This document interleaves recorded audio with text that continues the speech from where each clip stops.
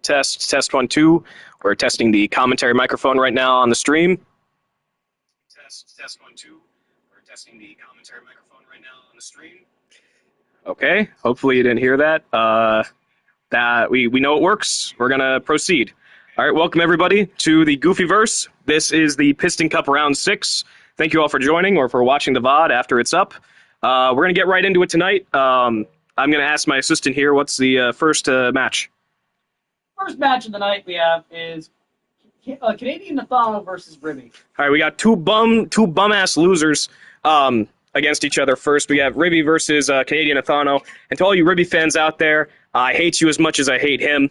You don't got to worry who I am. I'm a very unbiased commentator. Now, Canadian Nathano, I mean, he really should have lost to the Piston, but, I mean, he's a solid guy, really, overall. Anyway, that's besides the point. Let's get right into this. What am I even doing? I'm in the wrong menu.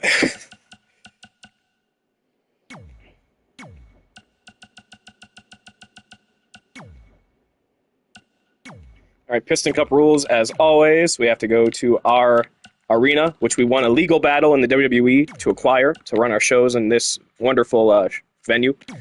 Anyway, Canadian Nathano versus Ribby. Canadian Nathano currently sits at 2 points in the gold block, and Ribby sits at 4 points. So hopefully he stays at 4 points, and Canadian Nathano can tie it up after this contest. Only 4 points. Hope that can get up to 6. Hoping for 6 today, folks. No, we are not. We are not. I do not condone that. You know what? Why don't you come over here?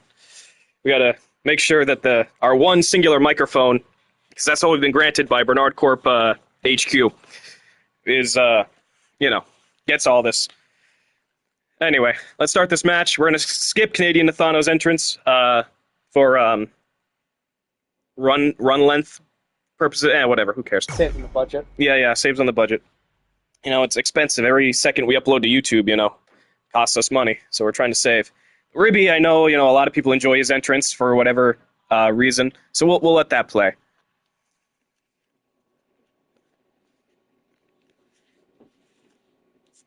What is your prediction for this match? I have a strong hope for Ribby in this match, as he's shown more promise in all his fights overall than Canadian Nathano. I hate the fact that I can't even argue with that. That is true, ladies and gentlemen. Canadian Nathano has not had a good tournament, and Ribby has beaten God. The God named Extra. He's beaten world champion after world champion. I don't know how he does it.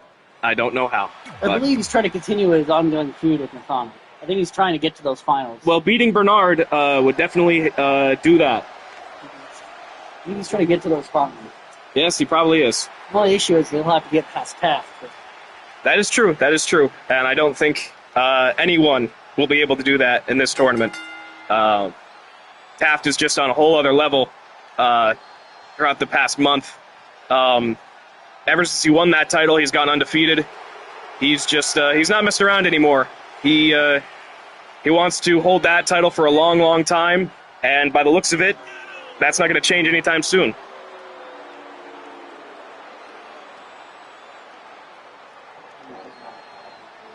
Here comes Ribby. Yep.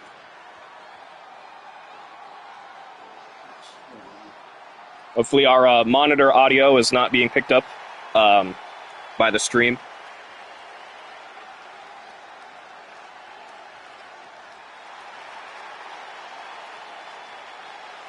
All right, now he's going to do his stupid, backflip. His amazing backflip. I wouldn't call it that.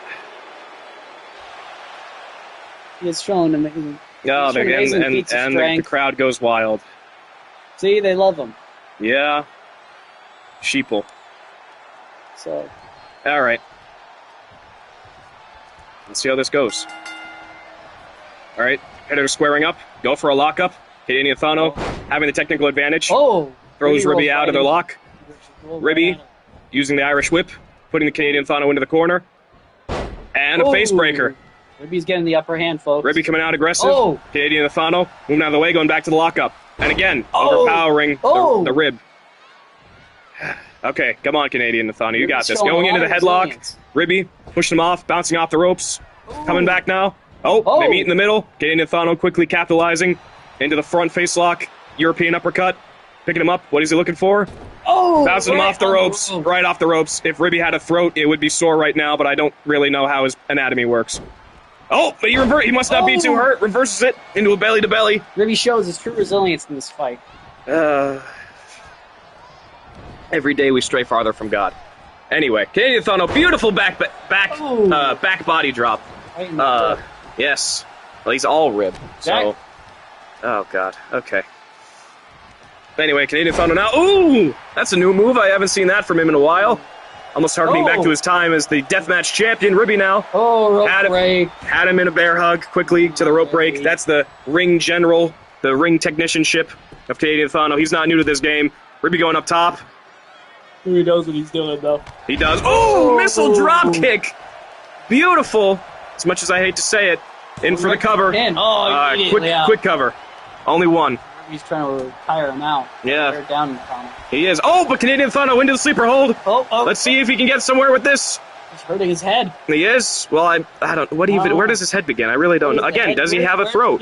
We don't know, but he's had him in this hold a while. Oh my God! Right out of the sleeper hold. He was baiting him. Into the kip up, straight to the DDT. Let's see. One. Only one. Only one. Canadian Nathano, he's resilient too. Let's not forget. All right, caught the kick into not quite a dragon. What is it called? Whatever. Big knee. Man. Ribby's really taking a beating this round. The dragon screw. That was the word I was looking for before. Not quite, but it was damaging to the leg of Ribby. If that's what you could call it. I'm pretty sure they're just pure bone. I don't know how that would probably hurt. Yeah. These are kind of superhuman people. Yeah, these are normal people. Anyway, DDT to a pin. Again, not even one count. Ribby is doing this to tire out his opponent into a big headbutt. You think that hurts? Or you think it's kind of squishy? I don't know, because Canadian Nathano has a helmet, so it's like... Well, is it really? It's kind of more like a mask kind of thing. I don't think it would give him that much protection. There might be some cushioning at least. I would say so, but I mean, is Ribby hitting him with the bone that assumingly runs through him, or is it more of like a squishy meat kind of texture? It's probably a little bit of Either way, Ribby's going up top. What is this? Big flying headbutt. Canadian Nathano's chest is starting to hurt a bit. A little bit. Ribby's head has some damage. I mean, so does Canadian Nathano's. He's actually hard to tell under the mask, but I do believe the ref has just signaled to the back that he is busted open underneath all that. Some blood is starting to flow. Ribby taking no prisoners tonight. Ribby does have more. Into another DDT. It's like it's the only move he knows. It's the only move they taught him in wrestling school. Right into another pin. Another pin? Again, just one. Just one. These quick pins are to tire out your opponent. They're not to get the win. You never know with Ribby, though. You know. Another DDT! Another one! Canadian Nathano's going to have a bad case of CTE after this. Big pop-up uppercut. All right, that is Ribby's signature maneuver. Fifth pin. 1, 2. Okay, 2.5. 2.5. He's making progress. Canadian Nathano is getting tired. Yes, he is. He's not got a single pin on Ribby. Ribby is wearing him down. Ribby has gotten... Canadian Nathano, though, grabbing him, picking him up. Beautiful pile driver. Expert execution. Going for the pin. This might be it. 1, 2, 3. Wow! Wow! What an upset! Sleeper pull from Canadian Nathano. Ribby really had that match, but all it took was one move. Canadian Nathano picked him up with a perfect pile driver right onto his. I don't know what to call it. His top rib bone. And that's it, ladies and gentlemen. That's all for that match. So Canadian Nathano moves on, now having 2 points in the tournament. Ribby stays at 4, or 2 more points. So now Canadian Nathano and Ribby are tied at 4 points each. They cannot fight against. No, they will not. I mean, for an opening match that a lot of people, I would say, wrote off as kind of like a joke match, that was a pretty solid match between the two, I would say. I believe many fans had it on Ribby. Oddly enough, not many. I feel like we don't have any strong Canadian Nathano fans out there. Nope, I'm his one and only, and I'm happy that my boy was able to pull through. There you go. That's right. That's my boy. That's why he's 1/3 of the Trios champions. I know we didn't see his entrance, but if he were to be announced, he is 1/3 of the Trios champions, along with his brothers in the Bernard Corp, Bernard and Nathano. All 3 of them now sitting at 4 points. Hopefully Bernard and Nathano will also be able to pull through later on in this tournament. And next up, we have a very interesting round going on. We will have the Piston versus Freakazoid. Okay.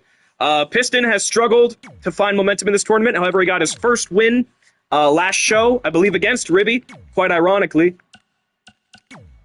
So that is a good win for him. He's sitting at 2 points. Freakazoid at 6. Freakazoid is obviously looking to move on and to secure 8 points and become closer and closer to the leader of the block, obviously Taft.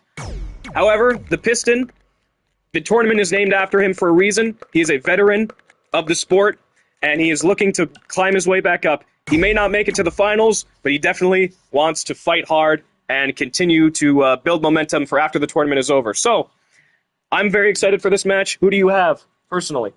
Personally, I hope that the Piston can pull through. I do as well. He sadly has had a poor track record so far. Yep, quite a rocky tournament he's had. Now, Freakazoid is, of course, a fun win. He is a funny guy. I don't know how much I want him to be one of the finals. I think the Piston deserves to be in the finals. Yes, I agree. However, the Piston, again, only having 2 points, he's going to need all the points he can get. And even if he does win the remaining 4 matches, that would only put him at, what? 18, 8? right? No, it would be, he has 2 points if he wins 4, 6, 8. It would put him at 10 points. So perhaps if he's able to do that, he would make it into the semifinals, but that depends on how the other competitors do. Mm-hmm. Well, time will tell, but it's an important match here. Nobody's counting out the Piston yet. We'll just have to see how this goes.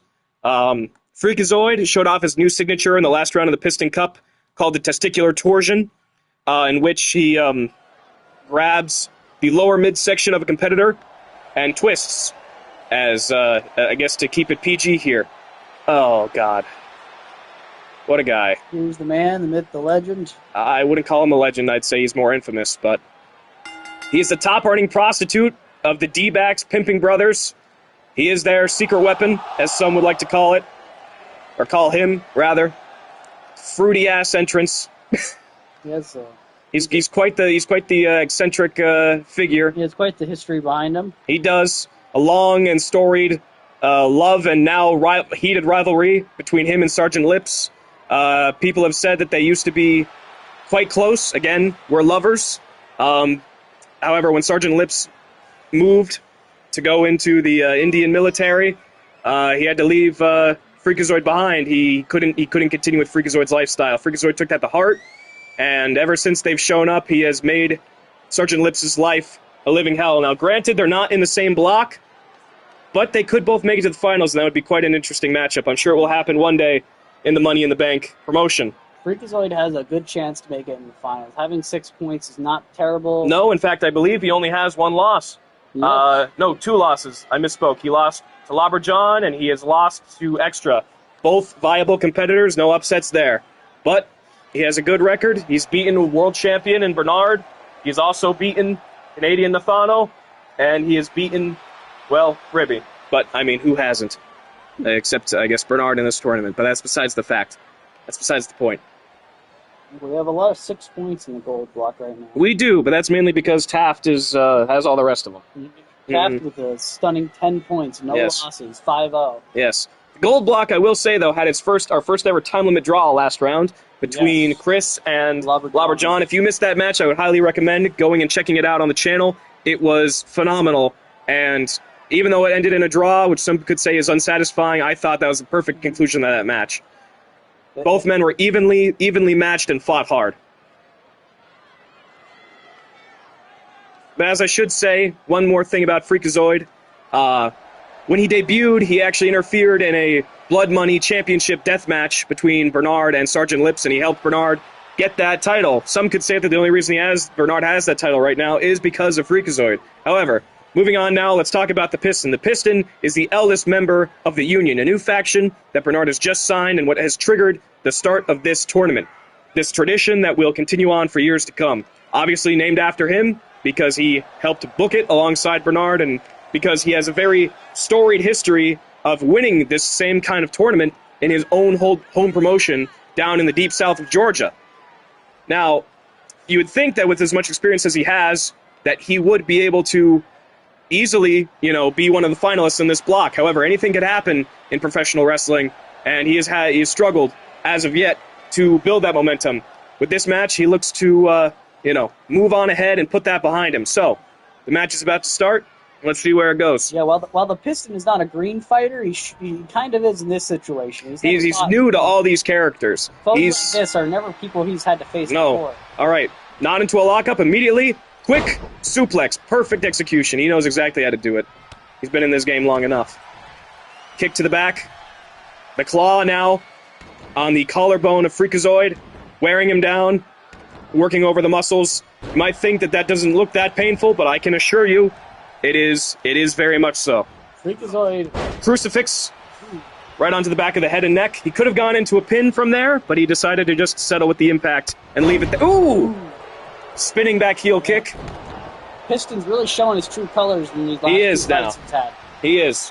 Enough is enough for the Piston. He wants to start racking up wins. He's not even giving the... Oh, whoa! Nope. Freakazoid with a reversal. Massive drop kick. Freakazoid finally gets his into the midsection of the Piston. Freakazoid waiting for him to get up into the Irish whip, bouncing off the ropes. No. Oh, another step-up kick. Not quite a drop kick. And then answering again. Penalty kick into a leg drop, I should say. Ugh. Piston really needs to get some momentum here. He's lost the original momentum he had. Ooh! Low drop kick into the back of the head. Really using a lot of kicks here, Freakazoid. I mean, that... Oh! We'll go for the Inzaguri. Piston moves out of the way, capitalizes. Quick up, but he goes for a chop. Freakazoid blocks. Into the armbar.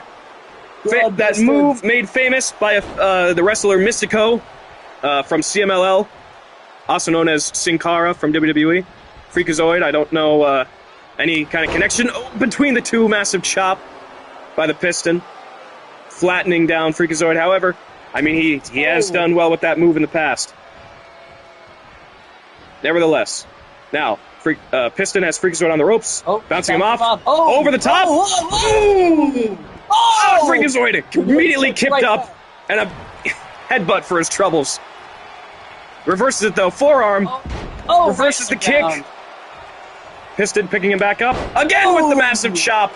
Freakazoid's chest is going to be red, a shade that I don't think he's used to on his chest. He's probably more used to white, but anyway. Big monkey, not really a monkey flip there, more of an arm drag monkey flip combo. Either way, Piston's back on the back on the offense. Yes. Oh, going after the arm ringer leg drop combination. Looking for this spinning back heel kick again. Oh no! Reversed by Freakazoid, going over, and now he's freaking it. Yes, he is. I feel a comeback for Freakazoid coming now. Looking for the lariat, hits it. Another one, clothesline, and another single leg drop kick, flattening down the Piston. He's really feeling it now. Ooh, big knee drop onto the Piston really needs clavicle of the Piston. Piston rolling, getting up. Freakazoid grabbing him into Bulldog. Dropping him onto his nose, top of his head. I was gonna say, not much of a difference there. No, another forearm smash into Russian leg sweep. Back onto the back of the neck, putting him back onto the mat. You know, again, these moves might not look, a move like a Russian leg sweep might look simple and not too painful, but every time you have to get up, it takes more and more effort. Again, back to the Mystico armbar. Almost making it to the ropes, Piston declines and decides to roll out of it. This has been a surprisingly even fight so Yes. I thought very entertaining into another Bulldog.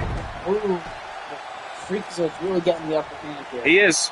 He is. No. Freakazoid's looking for a special move, a finisher of some sort. Not good for the Piston. He got him, rolling him through. I don't know what you would call this. It is his patented submission hold, though. The freak lock, I suppose we could call it for now. Has the Piston, center of the ring. He can't really move to the ropes. I don't know how he's going to get out of this. He'll have to use his veteran skill. No. Got him. Instead, Freakazoid decides to let him out. He must be planning something else. I would not want to be... Going for the kick, no! The knee onto the leg, whipping him, knee into the gut, another one, low knee, Piston now, Russian leg sweep, yep, there you go. The Piston's turning that move back on him. Yep, Piston was able to survive the hold and is now trying to get back in this fight, now applying a hold of his own, the ankle lock, just like Kurt Angle, Perk Angle, Piston used to spar with him, now, Freakazoid is able to get out, very impressive for Freakazoid there.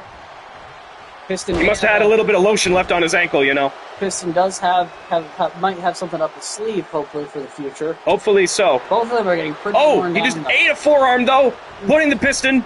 Or not, the Piston putting Freakazoid into the corner now, looking for his finish. Worn out so far. Yes.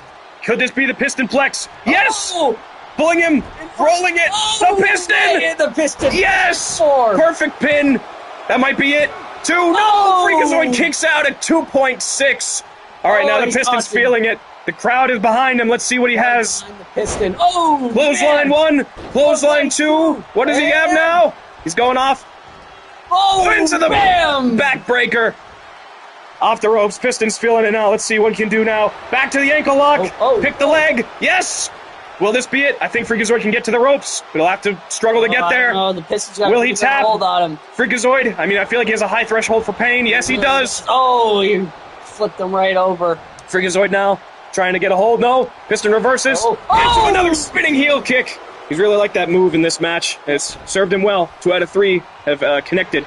Going for the pin now. The pin, This could be it. 2. 1, 2. Oh, Okay. Right. Only a 2. And the Freakazoids get right and back up. He has that fighting spirit.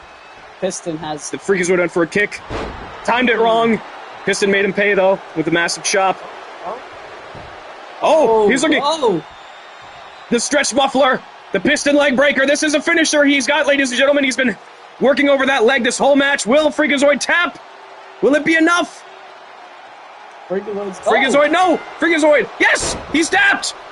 He's tapped! Freakazoid could no longer take it. His legs just could not withstand the punishment, and the Piston has a submission win, the first of this tournament. Yeah, so the Piston went through a submission. That is the first. That's the first time he's done this in this promotion and in this tournament. None of these guys like getting up by tapping. No, They really take submission. that pain.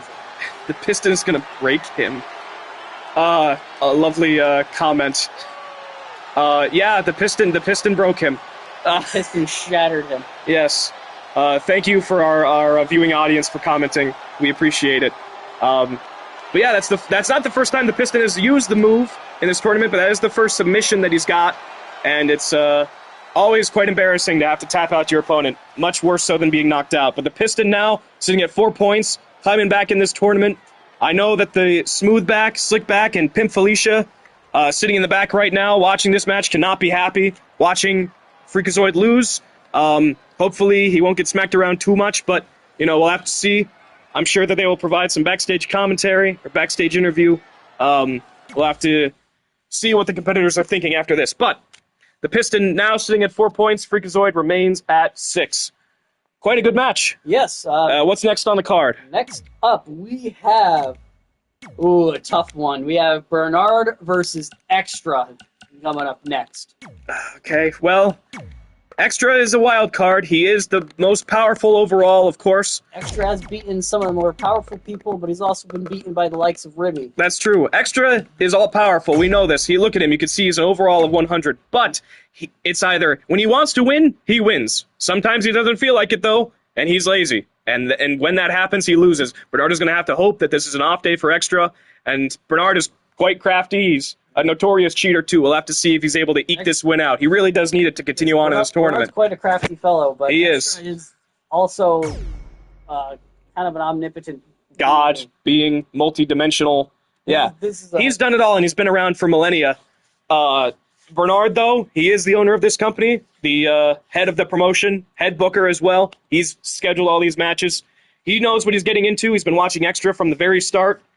They've both been $1 million champions. However, Bernard has held more titles than Extra, truthfully. Yeah. Bernard is a 2-time $1 million champion, 1-time Bitcoin champion, currently the Blood Money champion, and 1/3 of the Trios champions. We have a comment from Pimp Felicia. She said that she's going to beat Freakazoid's ass for disgracing the family and losing tonight. Sadly, though, I think the Freakazoid, he might enjoy that. Let's be honest. I don't know how much of that... That might not be a punishment for Freakazoid. I don't know the specifics of Freakazoid, but I have the feeling. I assume he's into it, but just about everything. Yeah. I feel like he's a jack of all trades. He really is. Anyway, Bernard, not carrying his Trios belt. He is coming out with his, as I said, Blood Money Championship, which Freakazoid did help him to take away from Sergeant Lips in their brutal death match only about 2 months ago. Really showing that off there. He is. He's quite proud of it. It's not the first time he's held that belt. In fact, he was one of the first champions. I don't know exactly how many title reigns he's had, but I believe this might be his third with the belt. As I should also say, one half of Bernard, as we know, is, just Brady. He was is the longest reigning cruiserweight champion, only being beaten by the current champion, Little Skippy. A proud member of the FTJ as well. But then, you got the fusion of him and Bernard. You have Bernard the businessman here. And he's really, some people count him out, but he has done it all. He's held every possible belt in this company. It's just, there's a lot of good competitors here, and, anything can happen. Many don't believe, and here comes Extra. Many don't believe in Bernard's true skills sometimes. As no. Being the owner, it does lead many to think there's a bias towards him in the booking. I mean, there is. Let's be real. But Bernard is kind of left up to a lot of giants now. He's fought all the easier fights in the gold block. Yes, now he has to go through the likes of Chris, Extra, Taft, Piston. He already fought White Hat last time. Well, it was a pretty good match, in all honesty. But White Hat was just that much better that night. Mm-hmm. Extra coming out, though. It's motivating him with his remembrance of the fire of 09. That's why he comes out with the fire. To remember how he was tricked and became a prisoner, essentially, for many, many millions of years. However, now he is free, and he walks through the fire and the flame into the ring every night, letting all those who await him, who are his opponents, know that this is either going to be quick or you're going to beat him, because he doesn't care to try today. I wonder what it will be. I do hope we never get a situation like Perk Angle ever again. Oh, that is true. What my friend here is referencing to, early on in this company's history, Extra and Perk Angle had a phenomenal match, or Kurt Angle, you would call him, whichever. We jokingly call him Perk. But he had a great match with him. However, the two just would not stay down, and Extra eventually got so frustrated that he kicked Kurt Angle's head off of his shoulders back into the ring, because they were fighting out into the crowd. They were far out. They were far away from the crowd even. So Kurt Angle, it was very graphic, public decapitation, essentially, from a kick, which I don't think has ever happened before. No, however, he has continued. Yes, Kurt Angle's ghost has come down from heaven and wrestled for us many times. He did not qualify for the Piston Cup. However, I'm sure you will see him as the years of this broadcast go on. He will be back again. Now, Extra, for his championships, he hasn't had too many.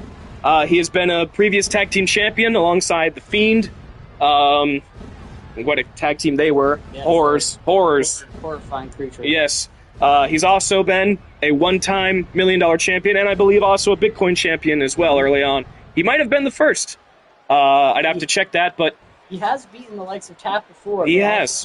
He's lost to many others, like I said before. So. He's very, very unpredictable. Let's see how this goes. Okay, lock up. Extra gaining the advantage, going behind. Seeing Extra get the advantage this fast. It's a bit worrying for Bernard. Yes, it is. Putting Bernard, picking him up. No, Bernard, standing switch. Able to take control from behind again. Nope, Extra. Going back again himself. Reversing it on Bernard. Bernard going over. Extra right into the headlock. Great technique. And Bernard ending it with a knee strike. Bernard really is. Bernard letting Extra know that he is the superior technical wrestler. No! And Extra tripping him. Letting him know that he's no pushover. Back into the lockup. Arm wrench. Bernard twisting it back around. Has him in a hammerlock-esque position. Extra. Back.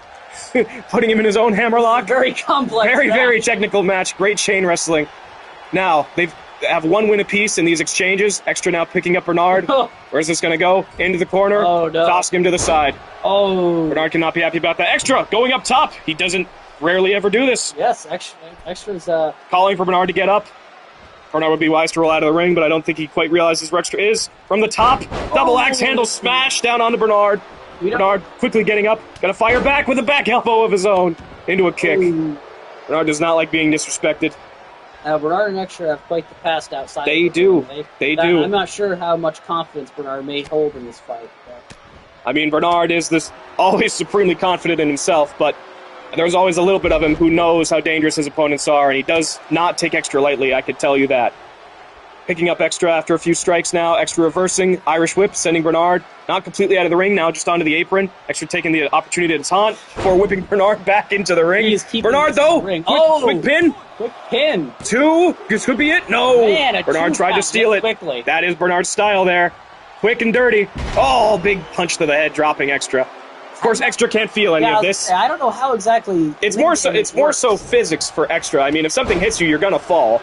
But Extra, it's not like he could feel this. You know, his. I think the damage. He's far too resilient. Yeah, I believe the damage stats to his limbs are more symbolic because I don't know how damaging. It just depends how bored or interested Extra is. Truthfully, he does not feel pain.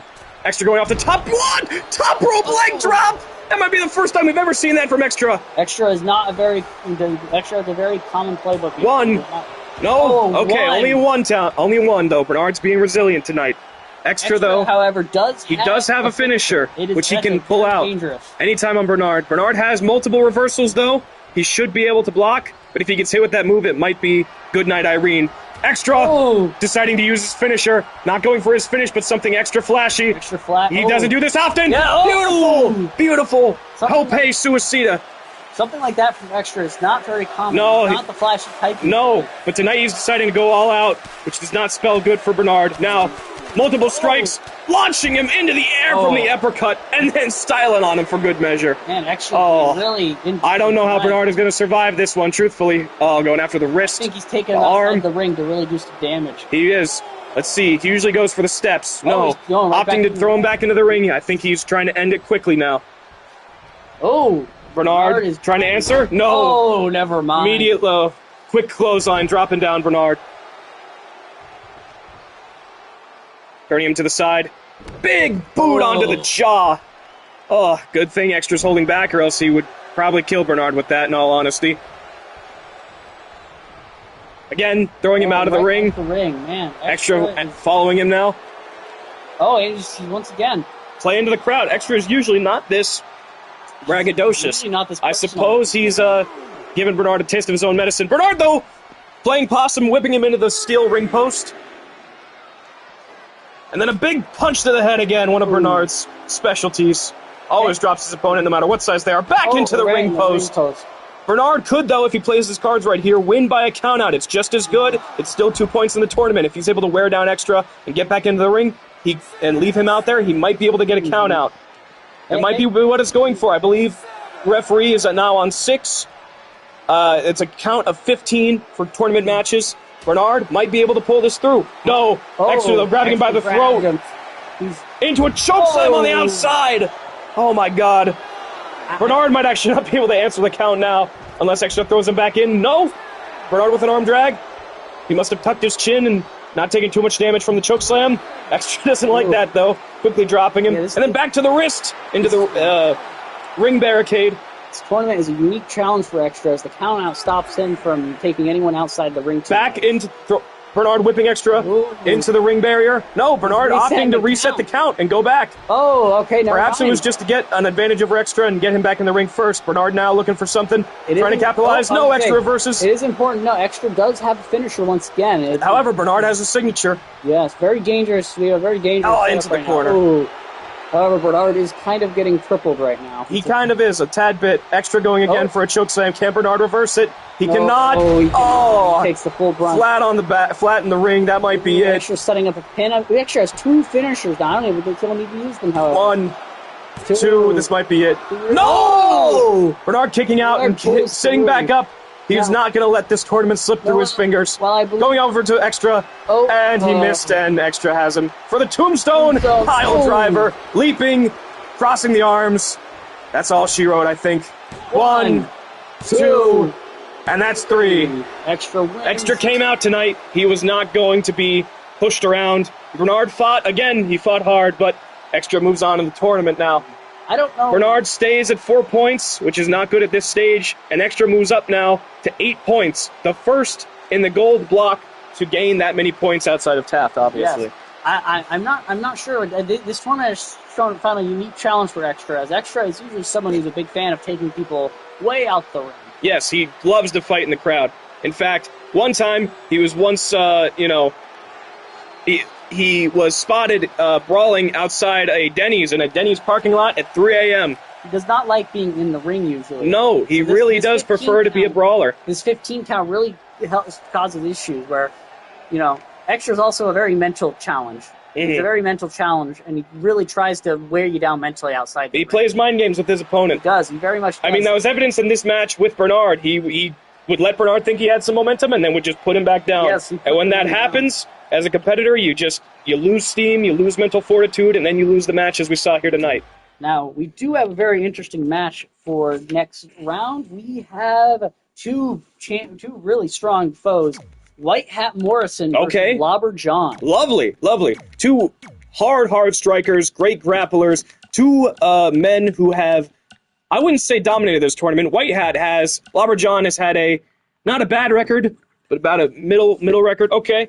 My colleague here will be back shortly. I will set up this match and give him a little bit of time to return. I'm going to update the physical brackets, which you can see on the Discord server. After this, we always update them. I will be updating that as soon as we get this match booked in the roster page.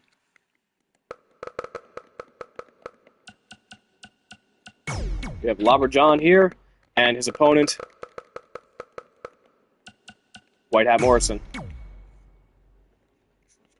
We will skip the entrances again to save on time, and I will be right back as well.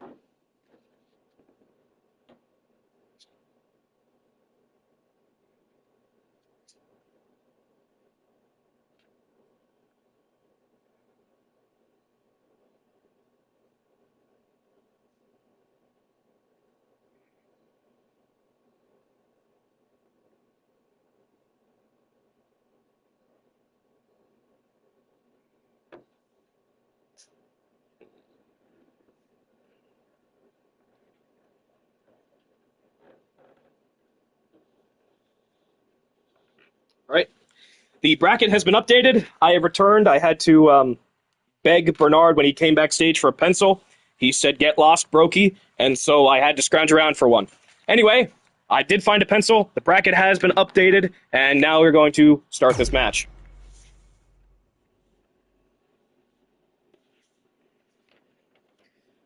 I suppose I should take this time to read off the current point totals. Now, Taft has not competed yet tonight. He is the next match, but he sits currently as the king of the block at 10 points. He is our current $1 million champion, our world champion of this promotion. Lobber John sitting at 5 points. Canadian Nathano now at 4. Bernard remains at 4.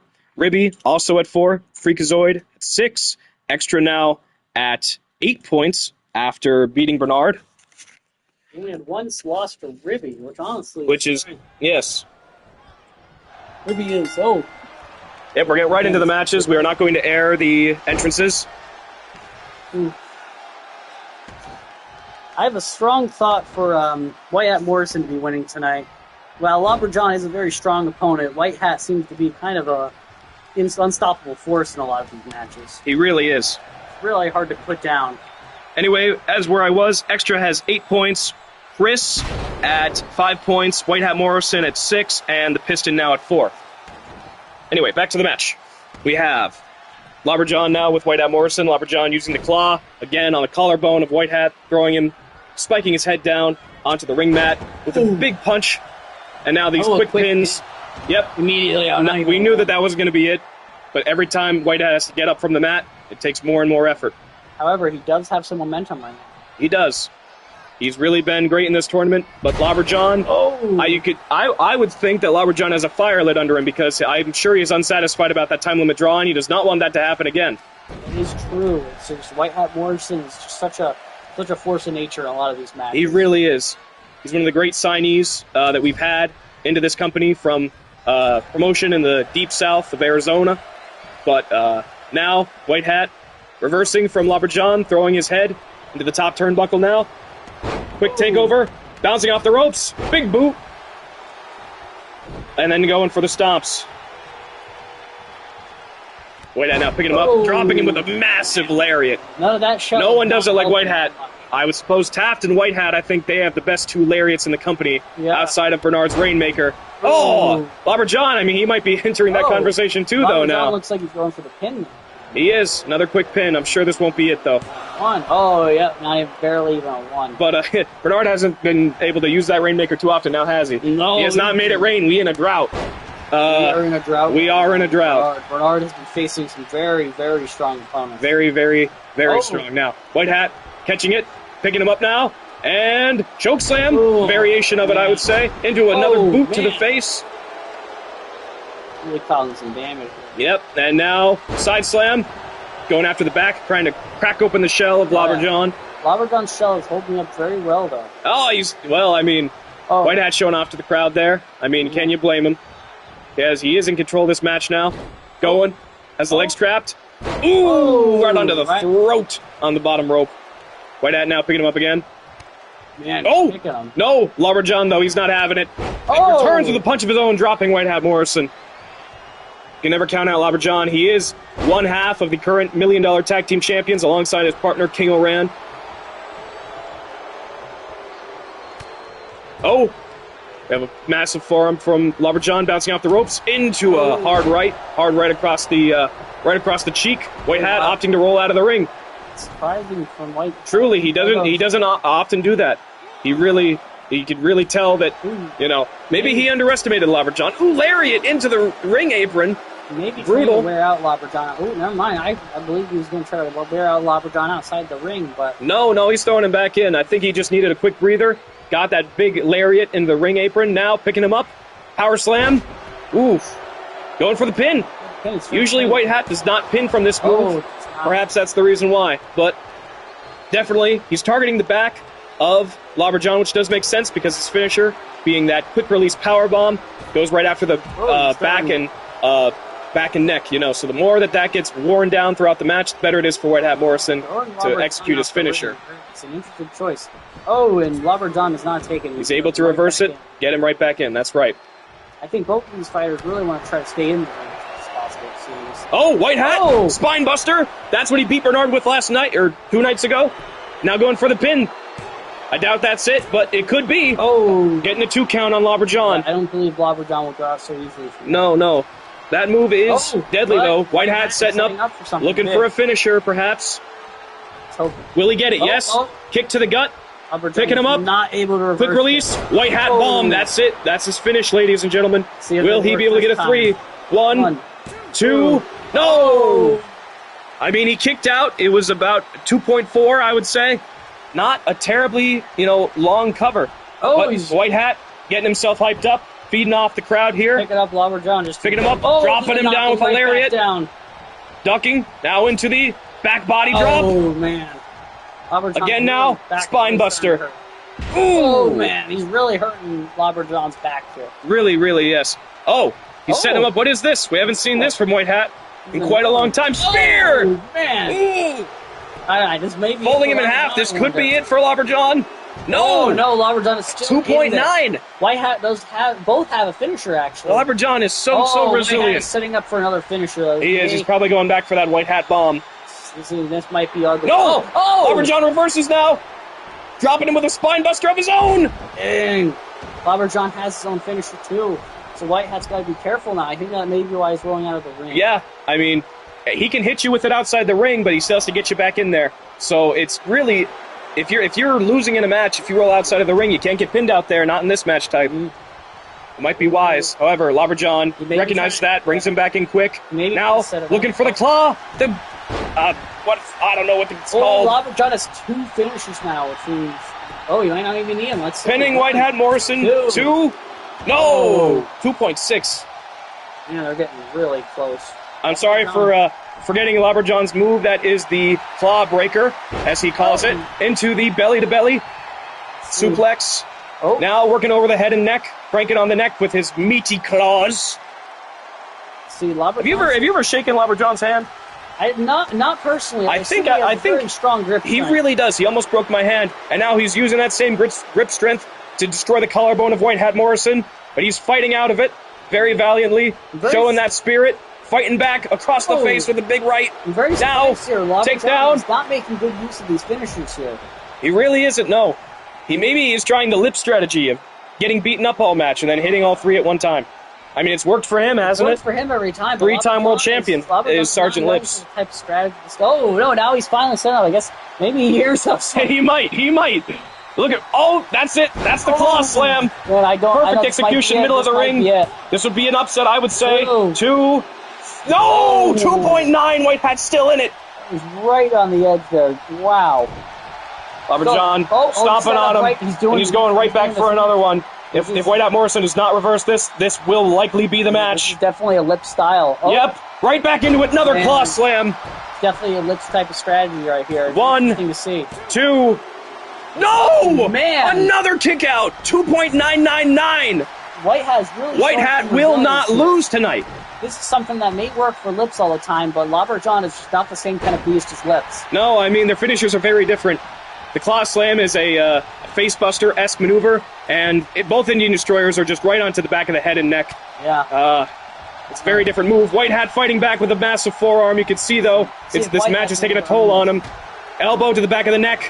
White Hat may be able to get this back. Reverse, punch, and a massive lariat. Right down. Man, Lobberjohn, I forget how good his lariat is sometimes. He really has a good one. I mean, that shell's got to help with hitting hard. It does. Massive forearm.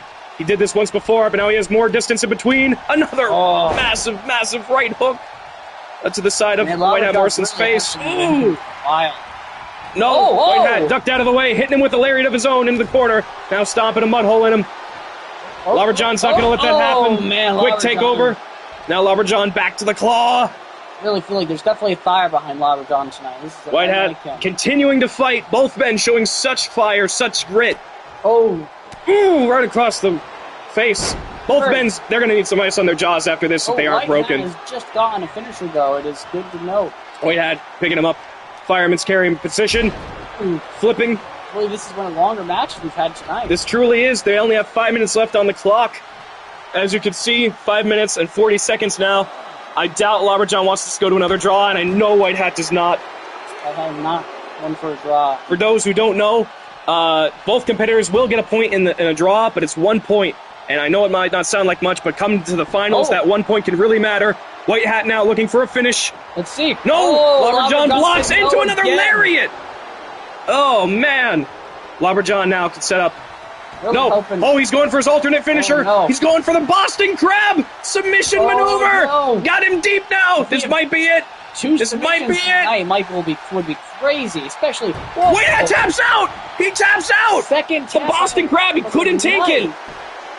All that pressure on the back of the neck. He just couldn't take it. Second tap out of the night. That's crazy. In the second tap out of the whole Piston Cup. I think there might have been a couple before, but never as many as we've seen tonight. White Hat Morrison is not one to tap out. You can tell that he is going to take this to heart. Oh my God, I was not expecting that. But never forget, Lobberjohn doesn't use it often, but he is the master of the Boston Crab. He really is. Nobody puts it on like him. I'm surprised in their match Bernard was able to survive it. He barely was. If Bernard didn't grab onto the ref during that match and kind of cheat to get out of the maneuver, he would not have gotten out of that. Yeah. Lobberjohn with the upset victory. Wow. Lobberjohn. A lot of upsets. Now sitting at 7 points. That's nothing to slouch at. Both Lobberjohn and his tag, King O'Ran, have had a lot of upsets this whole A lot of upsets, yes. King O'Ran is doing quite well in Silver Block. In fact, he's tied for the #1 spot. 8 points, as well as Little Skippy and Big Schmuckers, all at 8 points right now. Now, what I think is going to be a really good match next time, maybe even better than this one, being the finale for the gold block of Taft versus Chris. Two big boys. They're going to do some big boy things. It's going to be a Haas fight. Two bulls going at it, going to be throwing bombs at each other. I doubt this match is going to go on for more than 5 minutes, but those 5 minutes are going to be insane. Brutal 5 minutes of action. We're going to see some brutal moves from both of them. Yes. Now Taft, Chris has got his work cut out for him. Chris hasn't had a bad tournament, but he hasn't had the best. Right now, he's sitting at 5 points, 2 victories, 2 losses, and a draw. Taft, however, straight sweep, all victories. He's beaten everyone who's come at him. And I mean, that makes sense as he is our world champion. He is our world champion.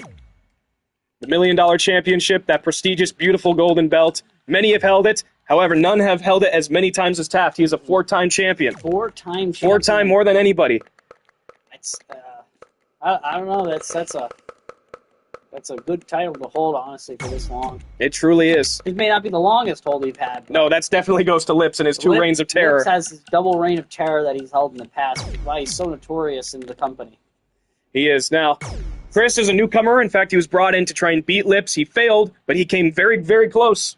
Yes, we have many people actually on both the gold and silver block who were built and brought in and hired on just to try and beat Lips, but Lips was very challenging to fight, and he still is to this day. Yes, he is. The only person who was able to beat him and take that belt off of him was Flair, and then Taft quickly thereafter was able to beat Flair and take the belt very, right very after. easy fashion.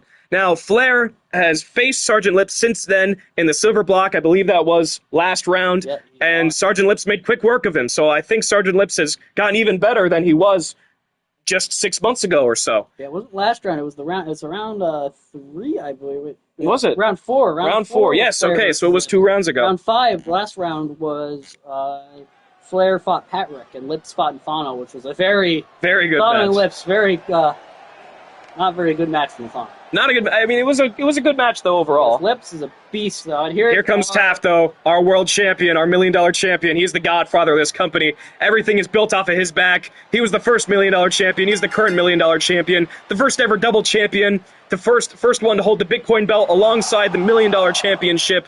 He's done it all. Really, nobody can beat him. At least nobody has for the last 6 months, I would say. No one. Very few men have beaten Taft. Lips has beaten Taft. Bernard beat Taft once in very cheaty fashion, but hey, that's how Bernard is. Has beaten Taft before. But Extra as well. Not in this tournament. Extra. No. Taft was able to put Extra away. Taft pulled through. As you see, rolling into the ring. His beautiful jacket on. His wonderful hat. Taking off his neck towel. Smashing it over the rope. Going up. Really high climbing up. Here. Yep. The crowd always goes crazy for their world champion Taft. There you go. Straighten the mustache. Get it ready. He knows what he's doing. He's calm, cool, and collected. He's a really jolly guy. He does not come into these with a bad attitude, and maybe that's his secret. It's very rare we see Taft angry.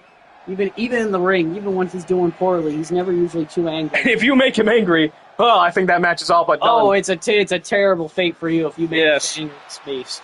Weighing in at 640 pounds, the heaviest wrestler. Well, truthfully, I think he'd probably be even heavier than that. That's just how high our scales go. Yeah, our scales kind of max out at 640, so we truly don't know his real weight. We haven't bothered to actually. And yet, despite that, Taft wrestles a hybrid style. So he can do extremely complicated aerial maneuvers. He can do heavyweight stuff, strike hard. He can do it all.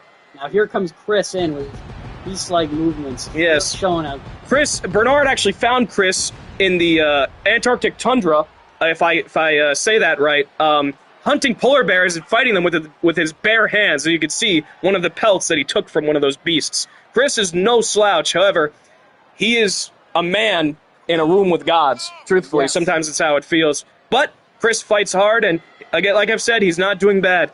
He's lost. Let's read off his tournament record. Chris has lost to Extra, but I mean, no shame there. Lost to White Hat, no shame. He has been able to beat the Piston, though.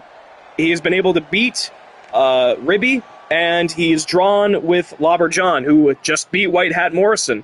So, like I said, anything can happen. Chris is no slouch. He is no pushover. But when you face somebody like Taft, it's very, very hard to come out on top. He's the closest thing to an actual movable object we have here, honestly. Yes. I'm really honestly surprised the ring survives a lot of fights with Taft. I think if some of these bigger guys, if they were fighting each other, decided to do a superplex, I'm sure the ring would collapse. Luckily, that hasn't happened yet, and we haven't had to have an intermission to put it back together. That would be a very disappointing end to a match. Right, and that would probably result in a draw as well, which I know, maybe that's why the competitors haven't been using that move as much. They know that if that ring should collapse, that's a draw. That's only 1 point. They want the 2 points. This is a fiercely contested tournament, and every point counts. Here it goes. Here it comes. Here we go now. One. Let's see it now. Let's see who gets the first. Lock up. Taft going. No! Chris quickly able to push him off. Picking him now back up. He's really trying to strike fast here. Into the sleeper immediately. locking his legs around. I think Chris knows that He's trying to put him away as quick as possible. I doubt this is it for Taft, though. However, though, he is attacking his head, which is not really Taft's weak. No, Taft's weak point is his knees. Everyone knows that. However, trying to hit him, trying to get a hit on him is the hard part. Yes, he's really digging into Chris right now, slamming him right on the ground. Let's see, Taft's bringing him up. Let's see. Oh, right big lariat. Down. Oh, big lariat. We've got a lot of good lariats tonight. One of my favorite maneuvers, personally, to see. Take over. Ooh. Chris, reversing. That was a bit of a cheap shot there. I'm not sure. Taft's not taking that, though. Yeah, Taft did not sell. Taft, the only thing Taft sells is merchandise. Oh. Going after the gut. Gut is probably the worst place to attack Taft, really. Those are some dense muscles. Smashing his head multiple times into the turnbuckle. I think they're up to a count of 10 now. And Taft, well, he flops, as anyone would. Oh. Chris going for the quick pin. Though. One. Taft not known to stay in a pin. No, he is not. He's kicked out of far, far worse. He's kicked out from many pins, even from the likes of Lips. Yes. Taft now getting Chris in the corner, picking him up. Are we going to see a superplex? We might. Oh no. This might be it. It's going to be a rough one for Chris. Taft doing a superplex is not to be laughed at. Oh my God. No! Falcon Arrow from the top! Taft does not use that move often. No, that's been a way we have not seen into that. A lariat. Right into a lariat. Meaty lariat. Chris, though, trying to stay up. Boot. Taft just absorbs it, misses the lariat. Taft now gets him back into the takeover, into the collarbone hold. And he's really working over his neck muscles, throwing him back down to the mat. Taft. Chris started to take some damage, too. Truly is one of the best wrestlers we have on this roster. Going for the big right hand. Looking at the damage these fighters have taken, it's really more even than I thought it would be. Truly. Taft, Chris putting him back into the corner. Again, going after the midsection. Chris now. Oh, man. Going after Taft's neck. Tit for tat, I suppose. Eye for an eye. Taft answering back, though. He's not going to take it lying down. Big kick. Is this a power bomb? No! A cutter! Some people call it the Yakuza cutter, rolling cutter, spinning cutter, whatever you want to call it. Planting Chris right on his face. Taft really likes to use big kick. He really does like that move. He's kicking. Stomping him down, but Chris answering up. Taft not going to have that happen, though. Nobody has a comeback on Taft. Oh, man. Flatliner. Chris may have the momentum here, but Taft is continuing to stomp on him. Chris. Taft picking him up out of nowhere. Fisherman's Buster. That is his finish. Taft can pull that out of nowhere, and he's got it now on Chris. This might be it. A 2 count. Chris kicks out. Very few people have kicked out of that maneuver. I'm surprised he was able to use it so quick. Yes. So we haven't even had the first 5 minutes of the match happen. No, like I said, these matches don't go long with Taft. Brutalizing his face, smashing it back down in the ring apron. He's really gone out of favor for Chris so far. I thought he was very even for a while, but Taft is really starting to come in. Taft's really starting to show his true colors as a fighter. Man. Big right hand. Taft getting tired out, though. Chris just pops back up. Busting Taft open with the DDT. Taft's head. He got cut. He really has. It's starting to flow. Taft's really taking a break. Chris is being... You think if someone were to drink Taft's blood, they would gain some of his magical abilities? I'm not sure. I don't know if anyone has. Chris really gave him the time there. I'm surprised. That was an odd move for Chris. Chris was taunting him, talking some mad malarkey. Gave him... Yeah. Chris gave him too much time and... No! Okay! I thought the Taft was going to take back over there, but perhaps this was all part of Chris's plan. Only one. No, Taft is not staying down from that. Taft's really showing his real fighting skill, though, now. Chris really just hasn't hit him with any big moves yet. And Taft is mocking him now, showing him what he thinks of Chris, dropping him down to the outside. Taft doesn't often go outside. He doesn't often need to. Now, though... Gesturing to the crowd. They love him. They're recuperating that support. Taft throwing Chris back in the ring. He's just doing that for show. He's showing Chris what he can do. Yep. Now picking him up. Backdrop. Drops him right down. Taft does have a signature. He may be looking for it. And as we all know, that is the Taft Plex. Or at least one of his many signatures. Just styling on him with a backflip. It's a rare move from Taft. Taft, when he does that, he's feeling it. He knows he's going to win. Really Putting him into the corner now. What is he looking for? Yeah, this is a really good fight for Taft. Taft really doesn't get good fights like this often. Honestly. No. Is this back into the corner? Belly to belly! Oh, tossing Chris across the ring. Ooh, Chris is almost 400 pounds himself. Taft just earned a finish for himself, too. That's a... Taft, when he throws him like that, like it's nothing, that just shows Taft's true strength. Mm-hmm. Chris looking to take Taft to the ropes. Taft fights it off.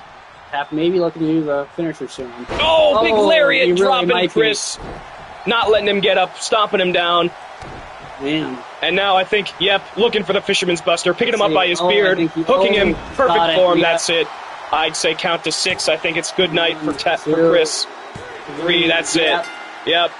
That's it. Taft continues his reign. He continues his 12 points. 12 points, the most in this entire tournament. Easily the leader of the league. That was looking good for the gold block there, but Taft's not someone to be trifled with. No. I'd like to apologize if I'm sometimes tripping over my words. It's very exciting, very intense, and we're trying to have a good play-by-play for you. I know we're definitely doing better than the pre-programmed Bernard bots that you've seen in some of the other streams. They're always talking about some guy in Colorado named Mung Eye. Yeah, I don't really know who he is. It doesn't matter now, though, because we do know who Taft is. He is our champion. He is the leader of the gold block, and I'm sure that he's making it to the finals. It's all but certain now. Even if Taft were to lose his next matches, I think he'd still make it. He has such a lead.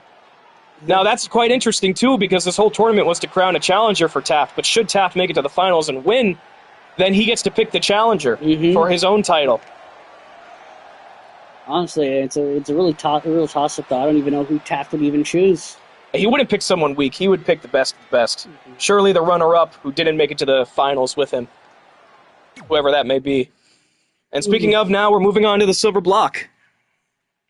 Yes, the silver block, which starts with what I think might be actually a pretty good fight between King Oran and Patrick. Now, while Patrick has not won like a ton of matches, he has shown to have some good fights. Yes. So even if he loses here, which may be, likely, he's not the strongest we have, but it may still be a good fight to watch.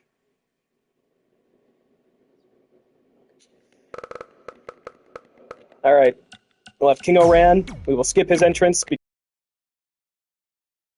just gotten word from Bernard over my headset that he would like it shown on the stream. So, let's get right into it. This is the first match of the silver block competition. They're not tied in points by any means. In fact, King Oran is tied for block leader alongside Little Skippy and Big Schmucker, so he does not need this win. However, he certainly does want it. Patrick has struggled himself, sitting now only at 2 points with a win-loss record of 1 win to 4 losses. Of course, Patrick wants to turn it around, and anything can happen, but King Oran has really been on a tear this tournament. Yes, he really has. And I'm sure, even though they're tag team partners, King Oran wants to compete. He doesn't want to lose on the night that Lobberjohn wins. He wants to either make sure they both win, or that he wins at least. Yes.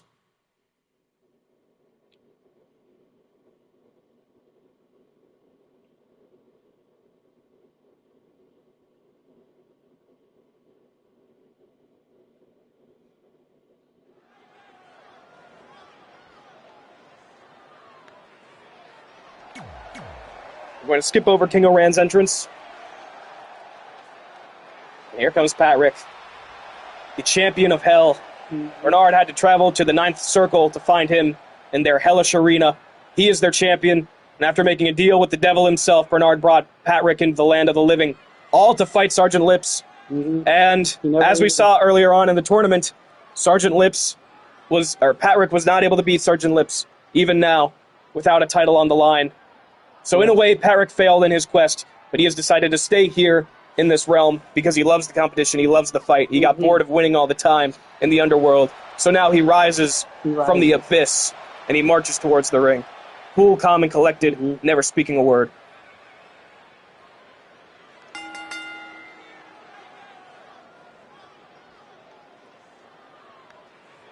Cold, dead, lifeless eyes of Patrick. The twisted goat horns.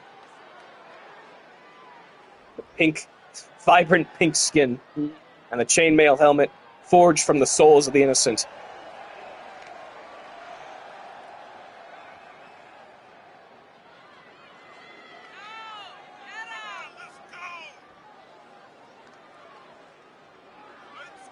permanent grimace etched upon the face of the devil. Yes.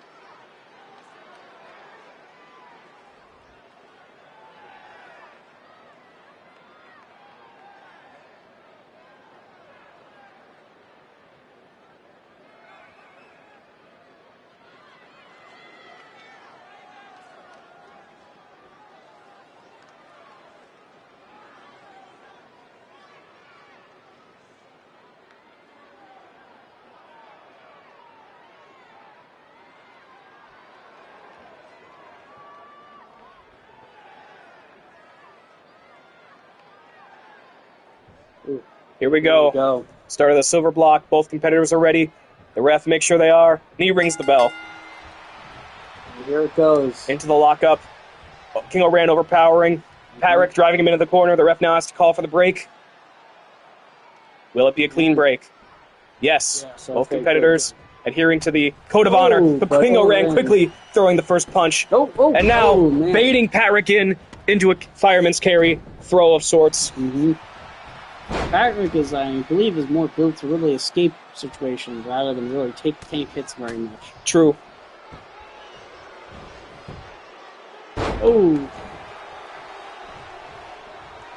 Another throw from King O'Ran.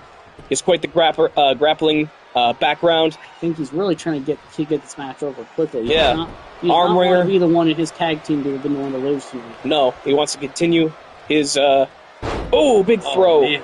Winning streak. Of course, those throws made easier by King O'Ran's psychic abilities. Being the king of the orangutans, king of the jungle, he has many psychic powers, which, might not look like it, but really when he picks somebody up, they're usually hovering. He's not having to just rely on his own strength. Patrick knows what he's doing now. That's the thing. Patrick is not a green fighter in any way. No, he's been around for God knows how long. Using the ropes, throw King O'Ran down onto his throat, trying to take the wind out of his sails and out of his lungs. Now, King O'Ran, though, quickly recovering and just tossing Patrick off. The weight disparity between the two really showing here. Yeah.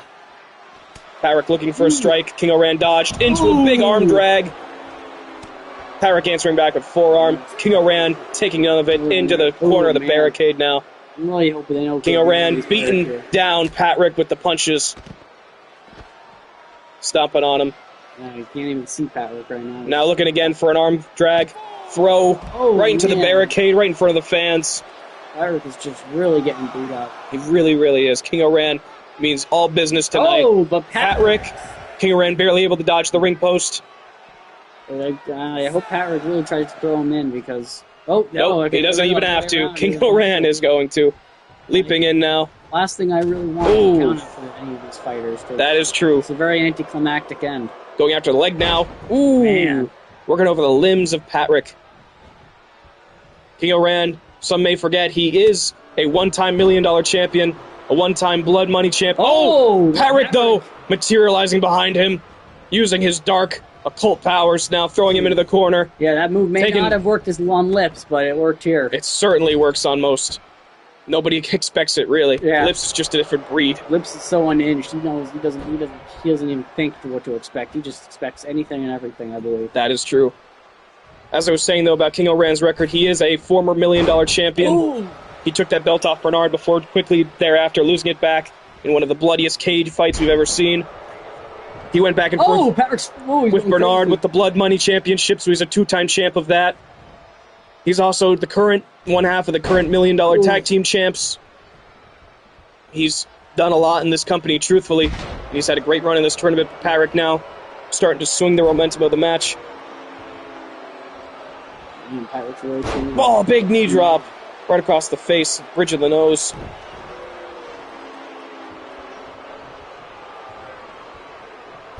Patrick now looking for the, I don't know what you would call this, Hell's Gate, perhaps? Oh, that's a different move. Either way, it's a useful submission hold that Patrick has made use of oftentimes in this tournament. Now using a takedown quick, dropping King Oran. A label lock. My bad. That is the name of that maneuver. A bit surprising. Going for the big boot. King Oran just eats it, takes it on the chin. Patrick now opting to throw him outside the ring. Perhaps looking to use the stairs or the outside environment to gain an advantage. King Oran having none of it though, throwing him back in quick where he's comfortable. Now looking for an armbar of his own. A Fujiwara armbar. Wrenching back on Patrick's arm. Patrick able to roll out of it. And ooh! Oh, Wow! man. Able to toss King Oran. Patrick is really showing his odd set of skills here. He really is quite the eclectic fighter. I did not expect this turnaround from Patrick. No, So he was Patrick really now throwing getting King that Oran, stuff. meeting in the middle. Oh, and man. launching King Oran up into a European uppercut. What a big distraction. Two. Oh, No. man, I did not expect this much of a fire. I'm Patrick, but what do you expect from a demon, you know? Yeah. Patrick now. Again, going off the ropes, drop down. Leapfrog. And leapfrog again. Trying to tire out King Oran, make him run the ropes. Looking for it again. Make him waste stamina, drop down. Leapfrog. Leapfrog again. Oh, man, he is dodging everything. King Oran. And now, it was all just a setup. It was all a distraction. He's got him tied up now. Ninth circle driver. That is his finisher. That's what he won his last win with in the tournament. That might be it. If he's able to just get a pin on King Oran. That move is brutal. Maybe a sheer drop onto the back of the head and neck. Two. No, King Oran. I was scared this might be a big kicking out right at 2.7. Oh, and no, he's Patrick cracking is up, off though. a bean. He's going showing the most crazy. emotion that he's shown this whole fight when he does that. You can tell that he's taking it seriously and he's into it. Mm-hmm. Patrick, though, reversed by King Oran. Patrick's starting to get some momentum on back the apron. in this match. Patrick getting back in the ring. King Oran again looking for the armbar. Has it locked in, but Patrick is close to the ropes. Able to get out of it. And again, whipping King Oran down. It's such an odd move. I believe Patrick's the only one who can pull stuff off like that, really. Yes. Huge forearm dropping the King. Man, I think he's going for the pin. Pushing his side of the head down. King Oran made it harder for him to kick out. Using all of his weight to push down on his head and neck.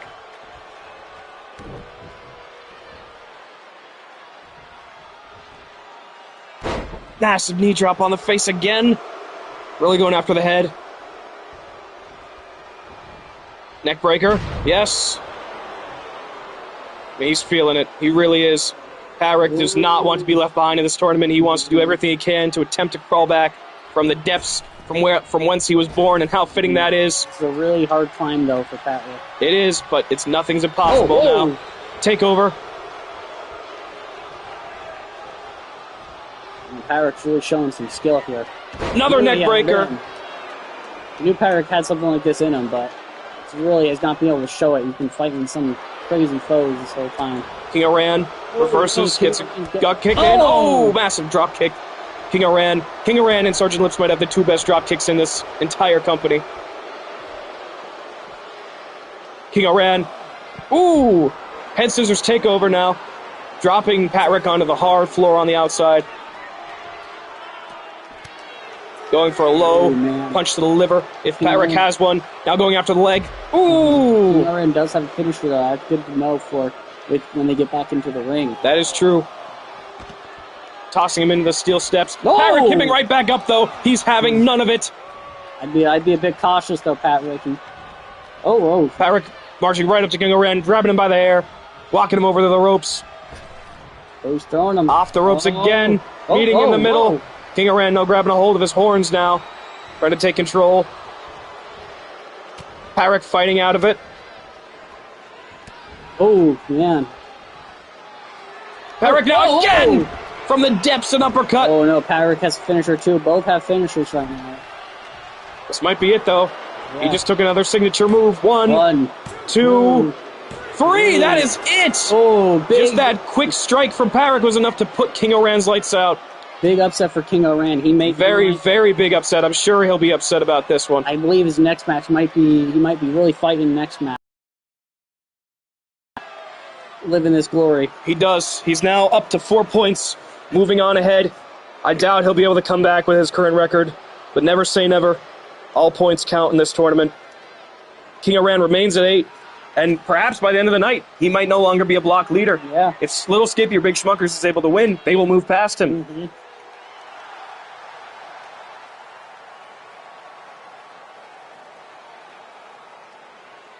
As he sits solemnly in the middle of the ring, even though his face might not show it, you could tell he is very, very joyful on the inside after getting this win. Mm-hmm. As joyful as a demon from hell could be. And the next match we have is a bit of an interesting match, but we have Nathano versus Bernard Bot 33. Okay, 2 members of the Bernard Corp against each other. 1/3 of the current Trios champions against the current Bitcoin champion in Bernard Bot 33. Now, you want to tell them a little bit about Bernard Bot's 33's record in this tournament? Bernard Bot 33's record in this tournament has been very poor. Very poor. He has had some good fights to watch. He has fought hard. He has not been able to pull a win or a draw in any of his matches so far. He could not buy a victory, and he has access to the Bernard's very, very full vault. And that's really saying something. He sits at 0 points. He is the only competitor who still has not gotten at least one win in this tournament. Now, Nathano and Bernard Bot both have a 91 overall, though. They do. So it's hope for a good match at least. Truthfully, with the record Bernard Bot's having, I don't see an upset in the future. I think Nathano, he started out hot in this tournament with 2 wins back-to-back, but then he took 2 losses, and he lost last round as well to Sergeant Lips. No shame there, though. No shame Lips is a top champion in this company. But Nathano really is looking for a victory, because if he is not able to win this match, he might not be able to come back. He might not be able to climb back in this tournament. This is very key for Nathano. And Bernard Bot, he's not able to... I doubt there's just no way he's going to be able to come back now. Mm-hmm. But he's fighting for glory. He's fighting to prove to Bernard, to his creator, to his master, to his best friend, to his faction leader, that he can indeed get a win over a quality competitor like Nathano. Bernard Bot's really pulling ahead by this first. Going into a lockup, Nathano, though, better technician, going for a headlock now, transitioning to the arm. And leg sweep down. Nathano winning this exchange.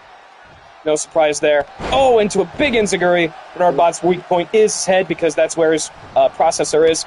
But it's heavily armored, and he knows his weakness. He's not going to let Nathano just hit him there too many times. Trying to fight back. Nathano reverses, ducks the lariat, does Bernard Bot. Now throwing Nathano off the ropes. Looking for a drop kick. Nathano reverses into a kick of his own. Nathano again taking over in this match. This is Bernard Corp on Bernard Corp interfaction battle. Now, Nathano grabbing a hold of the arm. Rope break immediately, though. Yeah, Bernard knew where he was in the ring, was able to quickly get out of that hold. A neck breaker, swinging neck breaker of his own now, trying to take back control of the match. This would be a major upset if Nathano lost, but it would be good for Bernard Bot to at least get a couple points in this match, even if he doesn't get to the final.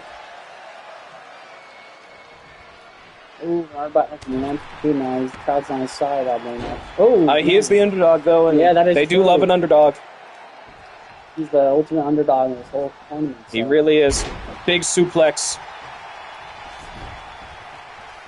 Bit of an early pin, but Nathano's a pretty strong opponent. You can't go into him that one. No, you cannot. Nathano really showed that off in this tournament. Even though he only has those 2 wins, those were big, high-profile wins over Flair. Ooh, yeah. And Nathano was also able to beat Cameraman, who has been doing very well in this tournament in his own right. Bernard Bot, though, grabbed Nathano by the throat, dropping him with a big, big punch to the gut. Rolling him over with a stomp.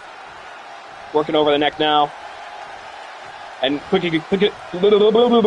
can't speak. It's too exciting. Quickly picking him back up, tossing him onto his back, and then Nathano quickly rolling out of the ring. Bernard immediately grabbing him back now, picking him up, twisting, powerbomb. Oh, man. It's not a good fight for him. No. Bernard Bot has been in control for most of this match. Nathano, though, with that reversal. Ooh, flying clothesline. Lovely. Nathano now targeting the head. He knows Bernard Bot's weakness. Into the back, small of the back. Whipping him outside of the ring. Nathano's not much for the outside, truthfully. Let's see what he'll do. Oh! It looks like he's going to eat a big boot by Bernard Bot, and the crowd now cheering him on. He's really feeling it. He will not be denied tonight. Massive chop. Punch. Throwing Nathano back in now.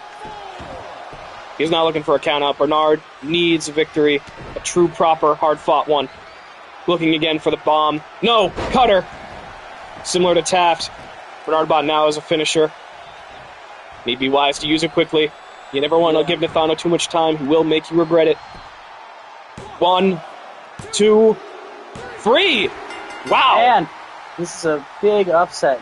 Bernard Bot he must have just dropped Nathano right at the right point with that twisting cutter right on the top of his head. And, like, anything can happen, and it can happen just like that. But I don't think anyone expected Bernard Bot to win. I didn't. And I didn't expect him to win that quickly either. This is a bit of an upset for probably one of the biggest upsets we've seen in the tournament. Bernard Bot, though, he shed the skin. He shed the label as being the big loser of this tournament. Now everybody in this tournament has at least 2 points, and Bernard has finally gotten points on the board. Bernard Bot, I'm sure Bernard is smiling in the back, but in that same vein, he just watched his tag team partner lose, so there was really no winning here, but at least Bernard Bot can hold his head high and say that he still has it. He had one win under his belt finally. This has to sting for Nathano, though. His record continues to be more so in the loss column than the win, and to lose to somebody who's known as the top loser of the entire tournament, perhaps it will light a fire under Nathano, and he'll be able to use that as fuel to fight harder in the remaining 3 rounds that we have left in this tournament.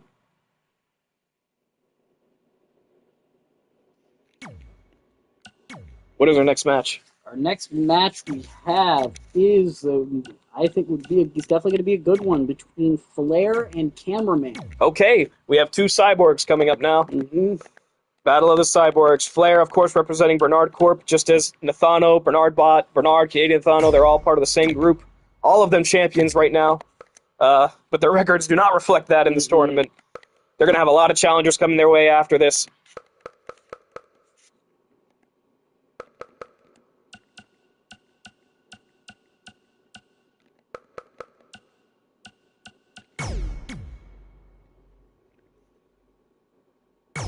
Skip the entrances and get right in the action. Flair used to be a mailman, and he still is. Bernard built him, put him back together with experimental technology, designed him to be the Lips killer, and in that factor, he did deliver. He was the one to dethrone Lips from his second reign of terror. So he is a former $1 million champion. He's also the current pure wrestling champion, beating another long-standing undefeated champion in Abraham Lincoln. Well, Cameraman here has been repaired. He has been fixed. Yes. He was brutally crippled by Taft in their world title match. Taft told him to stay down and to not be a hero, but Cameraman refused. He was fighting for the honor of his tag team partner and for himself, and in that, he paid the price with his spine. However, with the help of the United States government, Cameraman was rebuilt and is now rehabbing in that suit, so he's able to still fight while he's recuperating.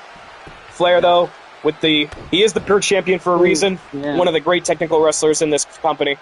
Everyone seems to be targeting Cameraman's back. It's unfortunate for Cameraman. I mean, it's a glaring weakness for him. They all know, they all watched the match. Yes. One of the greatest I think we've ever had in this company. A great sign of spirit and resiliency, but sometimes spirit goes too far, and the body cannot keep up. Cameraman has really gone far in this company. He really has. He started from nothing, started as a bit of a joke, started as just the man operating the cameras, and now he is the longest reigning $1 million tag team champions, alongside his partner, Stanley Kubrick, in the cinematic masterpieces. He's won many high-profile #1 contendership matches, and he had one of the greatest world title matches against Taft. Oh, man, he's really turning this match around, though. Flair had that upper hand, but Cameraman really... Oh, he's going for a pin. For Flair, he needs to focus on the grappling. He lost sight of that for just an instant, and Cameraman was able to capitalize, and is now using his unique offense. He definitely has the reach advantage and the height, but Flair, it's never bothered him before, with the flip, as he flips the match. Oh, man, not even one. Not even back into his favor with that quick pin. They're sizing each other up. Flair, the first to act. Oh, into a backdrop. Such form, such speed. Ooh. Uppercut. Big right. Or was that a left? Doesn't matter. standing shooting star. Man. Cameron still. Oh. Oh, going after the arm now. Has it locked, looking for the arm breaker. Yes! Oh. Oof. I'm sure the suit protected his arm from breaking, but Yeah, really hoping definitely causes damage. Now, he's looking for it. It's the Billy Goat's curse. That's the move he beat Abraham Lincoln with. It's heavily targeting the back. Oh, cameraman was able to get out of it quickly. Oh, clothesline, quick. Desperation, I would say, to quickly turn it around after that move. Oh, yeah, being the biggest cameraman has his pros and cons, honestly. Yeah, you have a lot more limb to grab if you're looking for something like Flair. But with cameraman, you have a greater reach and height advantage. So cameraman only needed a second off the ring to just recuperate with the belly-to-belly, but Flair kips back up.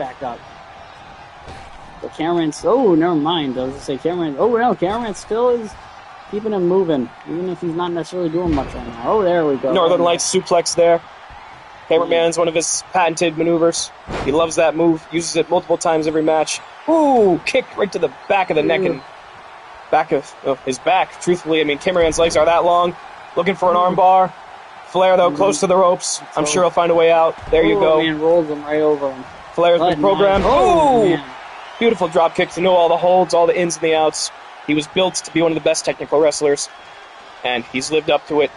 Trying to fake out cameraman. Cameraman, still busy recovering, wasn't able to see it. So Flair opts to throw him into the corner. Cameraman reverses with the elbow. Has him hooked now. DDT! Oh! The Blu-rays and extra features on their films represented in that DDT, and that is it! That is it! What an upset! What a quick victory! Wow. Cameraman moving forward in the tournament. Now, I believe, at 8 points.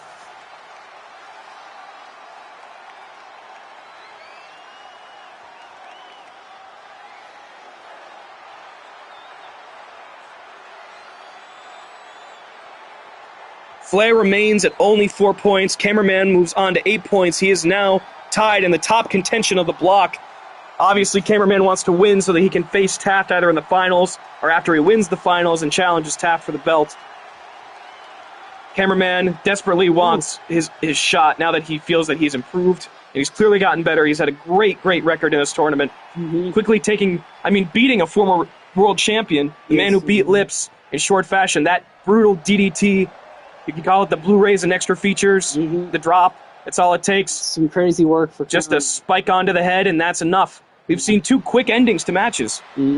But sometimes that's how it goes. These are fights, you know. I wonder if this will lead to some people believing that the government has some better technology than Bernard does, because we don't truly know how much Bernard. Bernard, I believe, dumped everything he could into trying to beat Ellipse, but he definitely did. Flair's. It's reported that Flair cost about $10 trillion to put back together. Bernard does not spend that money lightly. Now, our next match we have, I believe, is going to be a really good one. And we have between Little Skippy and the Hammer. Wow. Now, personally, I have the hope for the Hammer to win, but Little Skippy has a really good track record for this tournament. He really showed out in this tournament. He's changed himself. From the start of this tournament to now, he's a very different person. Coming into it, he was the $1 million champion after beating Brady for the belt after Brady's historic reign. Little Skippy was the first man to beat Brady for the $1 million Cruiserweight Championship.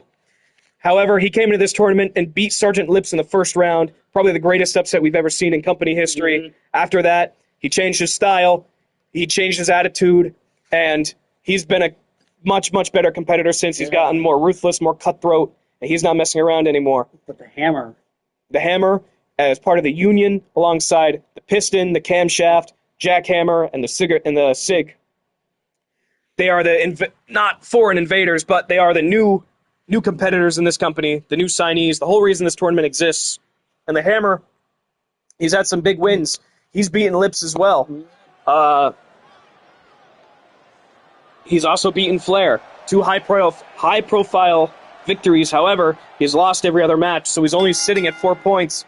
I have no doubt the Hammer can turn this around, but I could definitely see either way this match goes. It could go to either competitor. It really could. Both men are in the top form, top peak conditioning of their career, And Little Skippy, as we just said, going through a career resurgence, and he wants to represent his division, his cruiserweights. It's just as mighty and just as strong as the heavyweights in their respective division. Little Skippy has a perfect record outside of his one blemish, his one loss handed to him by his big brother, Big Schmuckers, quite a few rounds ago. I believe it was 2 to 3 rounds ago. But outside of that, Little Skippy is undefeated. Could this be his second loss, or will Little Skippy claim the top spot, top seat in his block once again? The silver block has been so much more competitive. There's been no real sweepers in this block. No, as opposed to the gold block, which is just the Taft show, let's be honest. Mm-hmm.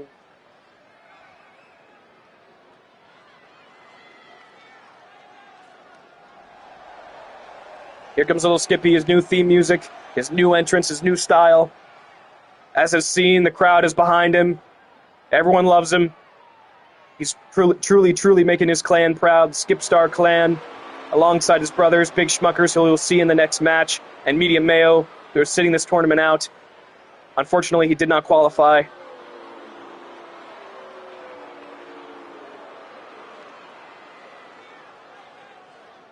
Certainly the exaggerated swagger of a quirked-up white boy. His albums are doing quite well. Him and Big Schmuckers, as you all know, are the top rappers in the industry. They're signed to Bernard Corp Records. And Little Skippy just dropped his most recent album. It's selling quite well. He's enjoying the money. He's clearly spent it on some expensive new fashion statements that he wears to the ring.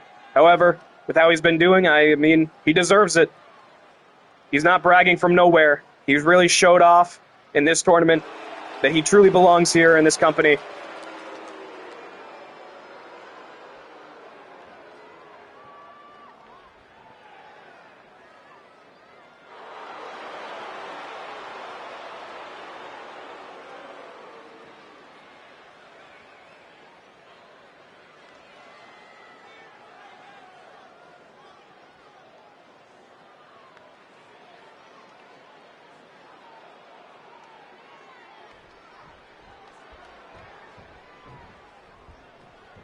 All right, the bell has been rung. Contest has started. Ooh. Hammer. Oh, quick grapple and just pushing him down. The height and weight difference between the two is just massive. Skippy able to avoid a strike, but the hammer quickly grabs him off the ropes. Oh, into a massive headbutt into that reinforced mask that the hammer wears. Now, picking up Skippy. Ooh, slamming him down. That's a new move from the hammer. I don't believe we've seen that before. Skippy, though, fighting back. Swift kick into a drop kick. Not able to drop the hammer, though. Now the hammer into the slam. Picking Skippy up. Picking him up again. Backbreaker. It's not looking good for Skippy. He's really been thrown around in the opening stages of this match. Massive chop.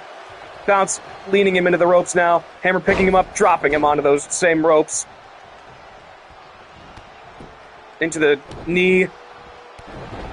Just working over the chest, driving the air out of him with those, with that knee strike. The knee strike, the stomps into the belly to belly. He's really not looking good for little Skippy here. Walking all over him, putting all of his weight down onto his gut. I'm surprised if Skippy could breathe after all of this punishment he's taken. Lifting him up now. Suplex. I really got some hope for the hammer time. He seems like he's really into it tonight. This might be Skippy's second loss here, unless he's able to turn it around. The hammer is not leaving nothing on the table tonight. Skippy, though, able to get him into the corner now. Stomping down the hammer. Alley-oop bomb. Yes. Skippy is really hurt, though, for only being 2 minutes into the match. Really is. Going for a pin, though, on the hammer. I feel like it's a bit of a risky move. The hammer is tiring him out. It's important, but still. Yeah, no, there was not going to get a victory from that. Skippy now being picked up into a Samoan drop. Ooh. Skippy does not. The hammer slamming down Skippy again. Oh, going for the hammer. Charging headbutt hammer strike. I mean, the way this... No, he's not even going for a pin. He's immediately picking him up into the burning hammer. Man. The hammer came to show off tonight. He is not going to lose. Right onto the top of his head. No! Hammer picking him up. He's not even done yet. He wants to punish Skippy further. Man. Backbreaker. He could have gone for a pin after that burning hammer. I sincerely think it would have been it. Going for his pin. This might be another quick match. No! Oh, he's picking him up again! He is really trying to show him that he is no one's fool. No. He's trying to show Skippy that he is not on his level. Oh, man, Skippy's ribs are broken. I could imagine every single one are broken now. Oh, and his head has to be sore as well with all the damage he's taken. That burning hammer is brutal. Oh. Skippy, though, trying to reverse, trying to get some fight back. An uppercut, but he has to be running on absolute fumes. Trying to get some elbow strikes in onto the top of the hammer's head. Maybe not the best place to hit the hammer. Really not. He's quite a hard head. But when you're this damaged, you try and go for what works. Those massive double hand shot that usually flattens opponents didn't even make the hammer flinch. Skippy really does struggle against these heavyweight opponents. He does. Outside of Lips, he's fought relatively similar weight class competitors, and he has done well with these heavyweights. Ooh! Maybe I should bite my tongue. That was an excellent maneuver by Skippy. The distraction with the ropes, and then into the spinning back elbow. No! Hammer moves out of the way from the drop kick. Hammer likely would have won by now, but... Perhaps he got too greedy. He should have really pinned... Oh, the vertical! The double foot stomp! Flattening the hammer. Perhaps Skippy can pull this out. Really unfortunate. No! Oh, yes! I thought that was going to be a powerbomb on behalf of the hammer, but Skippy turned it into a Hurricane Rana. Skippy's really showing off now. Oh, he just got him. Oh, Skippy. He's not going to just let this slip away. He's a serious competitor. The uppercut, though, not flattening the hammer. Now going for the forearm again. Nothing. Returning with a hard forearm himself into a tackle. Taking down Skippy. I don't know if Skippy will be able to get up from that. He's going to the pin now. No, he's lifting him up again. Man, look at him to just drop him like he weighs absolutely nothing. Compared to the hammer, he really doesn't. Oh, he's Skippy out of it, though. Trying to stand up, knee reverses into the vertical again. The hammer sits right back up. That did nothing. Oh, he's got him in the corner now. Skippy fighting out of it. Skippy has to fight back here. He has to find something. Oh, he's got him in the corner. He got the hammer in the corner now.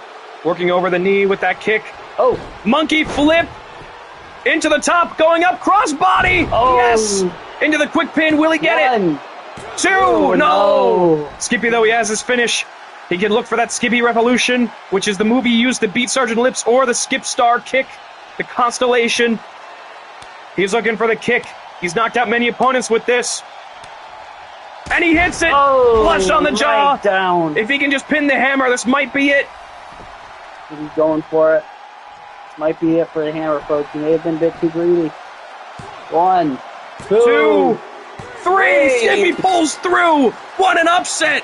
With all the damage and torment that Skippy was put through by the hammer, if Hammer would have just pinned him after his finishing maneuver, the burning hammer, I'm sure he would have gotten that win. But if you give Skippy that window of opportunity, he will always take it, delivering that perfect Constellation kick right up on the side of the jaw, knocking out the hammer and moving on to in the tournament. If Big Schmuckers cannot win his next match, the final match of the silver block for this evening, Little Skippy will be the undisputed leader of the block, sitting now at 10 points. Yeah, we have a really huge match next, being Big Schmuckers versus Sergeant Lips. What a heavyweight contest. I don't think we've ever seen that match before. This might be a first time in accompanying history that we're going to see these two face off. Skippy, I don't know how he's able to walk after all that. He's going to have to see the Bernard Bot doctors after this and probably have some reconstructive surgery on those ribs.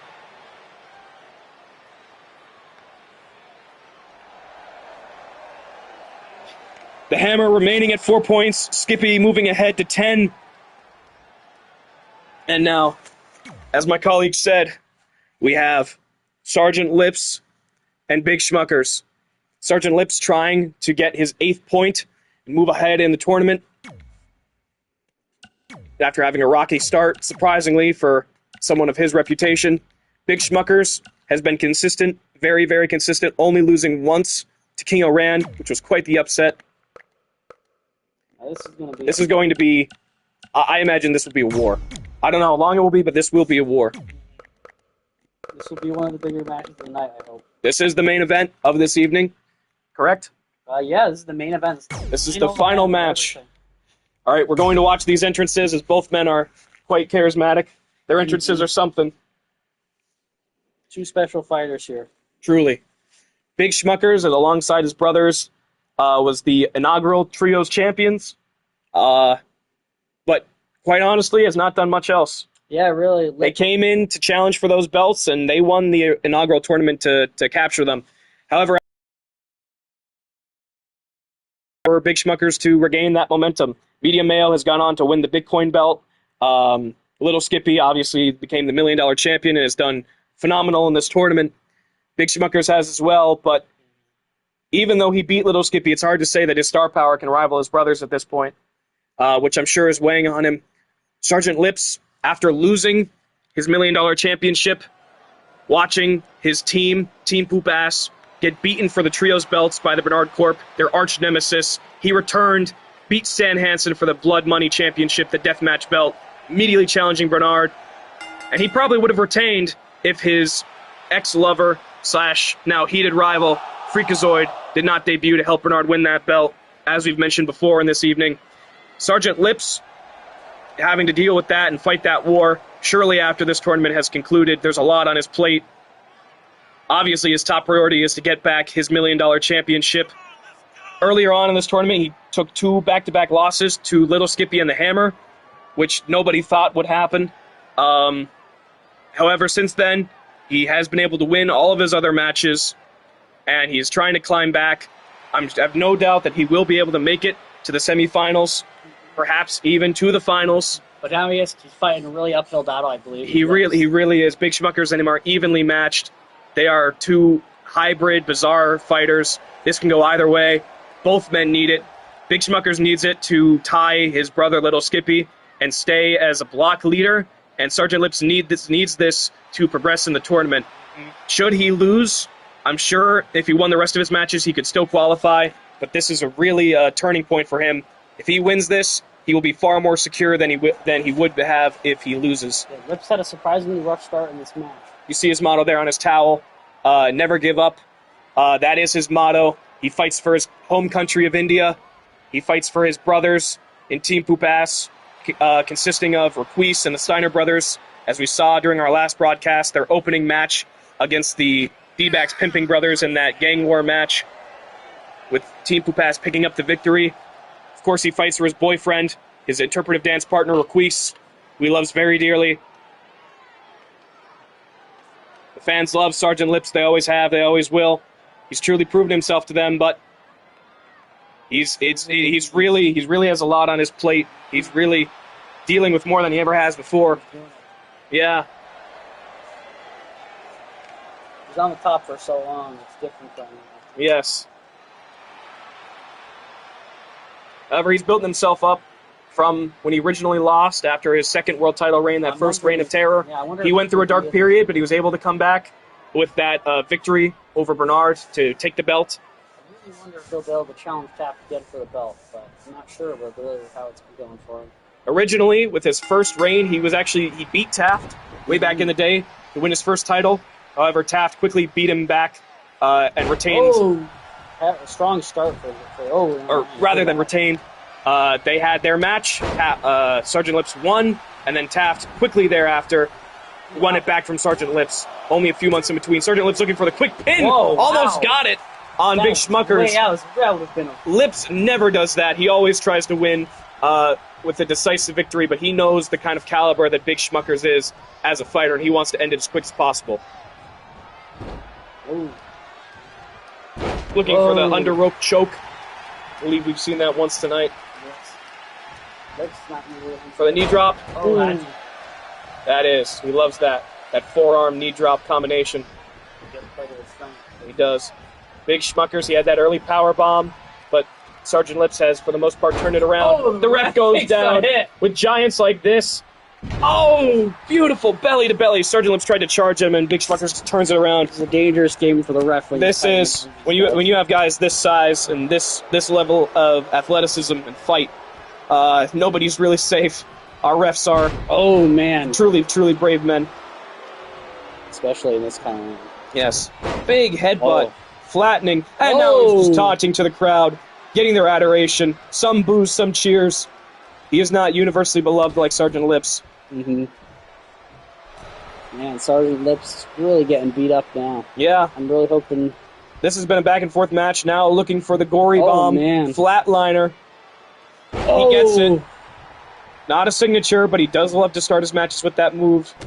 Oh, big 5-star to the back. Lips. Right onto the flag of India.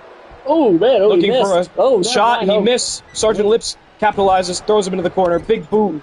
Now stomping him. Yeah, Lips needs to start trimming Lips. quick. Oh, looking for the slingshot. Leg drop. Beautiful move. Lips only brings that out in, special occasions, and I would say tonight is one. Going for the pin. Gets a 1 count. Not nothing. Lips really needs to start building up his finishers. Lips. Oh, drop kick to the back of the neck. Lips' drop kicks are like a gunshot. Nobody does it like him. Now, dragon screw leg whip, causing Big Schmuckers to roll out, and Sergeant Lips doing his classic, his little dance for the crowd. They love it. Whipping him back in. Oh, kick to the gut. Big Schmuckers does not care and just launched Sergeant Lips. Belly to belly. No hesitation, no movement. Just toss. And now looking for it again. Belly to belly and into a tip up. Big Schmuckers will not be outdone. Looking for that bomb again. That gory flatliner. And he has it. Oh, Lips, it appears that Lips may have a signature, though. He does. You know what he likes to do with those, though? He does not use them. Big Schmuckers looking for a move. Sergeant Lips able to respond, able to reverse. Perhaps we'll see a kick of India soon. Yeah, Lips is a finisher or nothing usually. Throwing Big Schmuckers out of the ring. Sergeant Lips is no stranger to brawls. He's had quite a few of his own. He's had death matches, Hell in a Cell matches. Kick of India. No! Big Schmuckers catches it and throws him back of the head, smashing into the ring apron. I think that's the first time anyone's ever reversed the Kick of India. Kick of India is not something you just casually reverse like He that. debuted that move in his Hell in a Cell title defense against Super Dragon in his first reign of terror. That was the finishing move, and since then he's added it to his arsenal. Big Schmuckers beating up on him. Sergeant Lips able to get some separation. Both men looking at each other, locking eyes, walking back into the ring. Big Schmuckers, though, beautiful DDT, but he's not able to respond. Big Schmuckers has a finisher. Big Schmuckers is just as drained as Lips after this hard-fought match. It all catches up to you eventually. Big Schmuckers looking for a finisher, picks him up. Open the jar. That's it. That is his finish. It would be enough for Lips. 1, 2, 3. Massive upset for Lips. But a huge victory for Big Schmuckers. Absolutely huge. Will not let his little brother outshine him, tying him for the leader of the block. We went from a 3-way tie to just a 2-way tie. It's between Big Schmuckers and Sergeant Lips. And sorry, I bit my tongue. Little Skippy. Sergeant Lips cannot be happy about this. He fought hard, but when you meet somebody like Big Schmuckers, you never know what to expect. I'm sure that these two men will cross paths again, but for an initial contest, that was quite the match. I just think Sergeant Lips was not prepared. He's never faced anyone quite like Big Schmuckers. He's not a common fight for him. He's not. The only heavyweight that Lips usually fights is someone like Taft, and he hasn't fought Taft for a while. No. Sergeant Lips also was not able to hit not one Indian Destroyer, Indian Destroyer Uno or Dos, and that is the key to his victories. Honestly. If you take that away from him, if you're able to beat him before he can hit you with that, you usually have a better chance of winning. And as we saw tonight, that's what Big Schmuckers was able to do. You don't want to even let him build them up, because he is quick to use them once he gets them. He is. That was a good final round, I think, for this round 6. That was. I will now read, after we are finishing tallying them up, I will read the current point totals for both the silver block and the gold block.